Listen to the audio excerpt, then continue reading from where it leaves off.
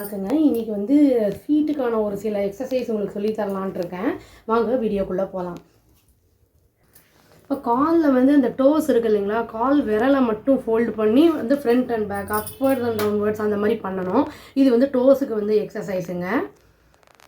இந்த மாதிரி வந்து ஒரு 10 டைம்ஸ் பண்ணலாம். இந்த மாதிரி ஒரு 4-5 தடவையாக பண்ணலாம் உங்களுக்கு.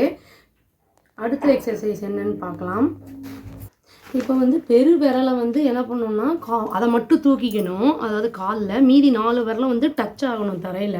பார்த்தீங்கன்னா இந்த ஆர்ச் மாதிரி ஒன்று இருக்கும் இல்லைங்களா, அது வந்து உங்களுக்கு வந்து இழுக்கும். இந்த கல்கேனியல் ஸ்பர் அப்படிங்கிறதெல்லாம் இருக்குது இல்லைங்களா, அந்த எலும்பு வளர்ச்சி அதுக்கெலாம் வந்து ரொம்ப யூஸ்ஃபுல்லாக இருக்கும். அதுக்கான எக்ஸசைஸ் இது டாக்டர் இது எனக்கு சொல்லி கொடுத்ததுங்க.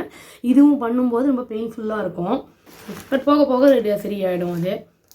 இப்போது அந்த டோஸை வந்து நல்லா வந்து தரையில் ஊனிட்டு காலை வந்து அப்படியே தூக்கணும். இது வந்து உங்களுக்கு இந்த குதிகால் வலிகள்லாம் வந்து ரொம்ப வந்து ஸ்ட்ரென்தன் பண்ணி விடும். இந்த வலியெல்லாம் குறையும் உங்களுக்கு. இந்த மாதிரி 10 டைம்ஸ் அப்படி பண்ணலாம். கவுண்டிங்கில் பண்ணணும் ஒவ்வொரு தடவையும் பண்ணும்போது.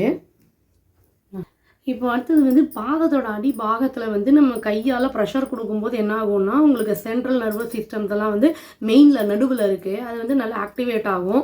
நம்ம யூஸ்வலாக வந்து அந்த மாதிரி வந்து பண்ணும்போது ஸ்ட்ரென்தன் ஆகும் உங்களுக்கு நர்வ்ஸ் எல்லாம். இதெல்லாம் வந்து நம்ம ரூட்டீனாக பண்ணுறது நல்லதுங்க.